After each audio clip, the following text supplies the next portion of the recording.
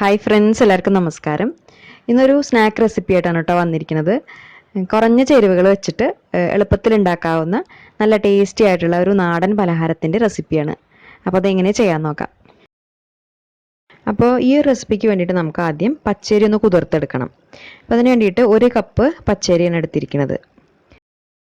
ഇനി ഇതിൻ്റെ കൂടെ തന്നെ ഒരു 1.5 ടേബിൾ സ്പൂൺ ചവ്വരിയും കൂടി ചേർത്ത് കൊടുക്കാം. ചവ്വരി അല്ലെങ്കിൽ സാബൂനരി, സാഗോ എന്നൊക്കെ പറയും, അതുകൂടി ചേർക്കാം. അപ്പോൾ ഈ ഒരു റെസിപ്പിയിൽ നമ്മൾ പച്ചരിയുടെ കൂടെ ഈ ചവ്വരി തന്നെയാണ് കേട്ടോ ചേർത്ത് കൊടുക്കുക. ഇനി ഇത് രണ്ടും നന്നായിട്ടൊന്ന് കുതിർത്തെടുക്കാം. അപ്പോൾ കുറച്ച് വെള്ളം ഒഴിച്ചു കൊടുത്തിട്ട് ഇത് ചുരുങ്ങിയത് ഒരു 2-3 മണിക്കൂർ നന്നായിട്ടൊന്ന് കുതിർത്തെടുക്കുക. നന്നായിട്ട് കുതിർന്ന് വന്നാലാണ് അത് നമുക്ക് നന്നായിട്ട് അരച്ചെടുക്കാൻ പറ്റുള്ളൂ. എന്നിട്ട് 3 മണിക്കൂറിന് ശേഷം നന്നായി കഴുകി അതിലെ വെള്ളം കൂറ്റി കളഞ്ഞിട്ട് ഇത് അരച്ചെടുക്കാൻ വേണ്ടിയിട്ട് നമുക്കൊരു മിക്സിയുടെ ജാറിലേക്ക് ഇട്ട് കൊടുക്കാം.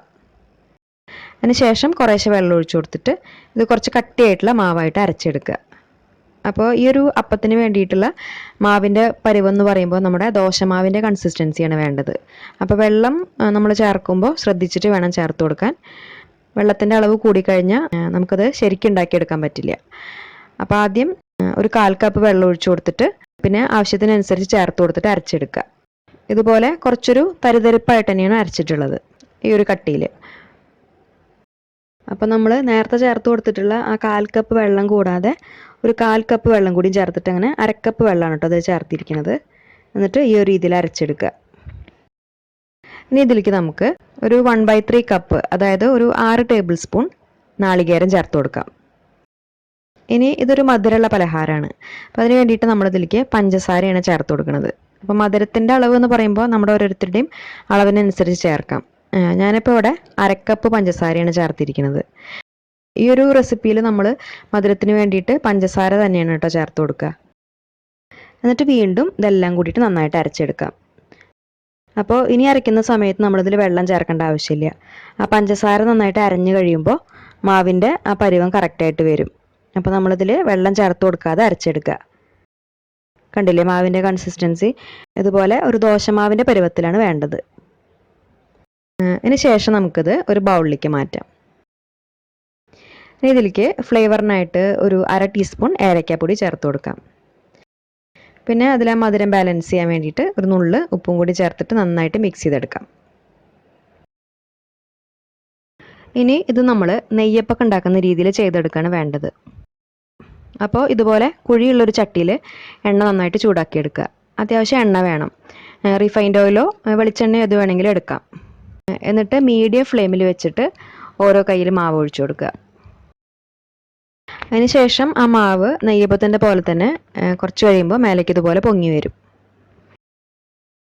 ആ സമയത്ത് ഇതുപോലെ അതിൻ്റെ മേലേക്ക് എണ്ണ ആക്കി കൊടുക്കുക. അതിനുശേഷം തിരിച്ചിട്ടിട്ട് ആ വക്ക് ഭാഗമൊക്കെ മൊരിഞ്ഞ് നല്ലൊരു ഗോൾഡൻ കളറായി കഴിയുമ്പോൾ നമുക്കിത് എണ്ണയിൽ നിന്ന് എടുക്കാം. ആ മാവിൻ്റെ കൺസിസ്റ്റൻസി അതുപോലെ തന്നെ എണ്ണയുടെ ചൂടൊക്കെ നമ്മൾ കറക്റ്റായിട്ട് ശ്രദ്ധിക്കുകയാണെങ്കിൽ ആ മാവ് മേലേക്ക് പൊങ്ങി വരുമ്പോൾ ആ നടുഭാഗം ഒന്നും പൊട്ടി പോവാതെ അതുപോലെ നന്നായിട്ട് ഉണ്ടാക്കിയെടുക്കാൻ പറ്റും.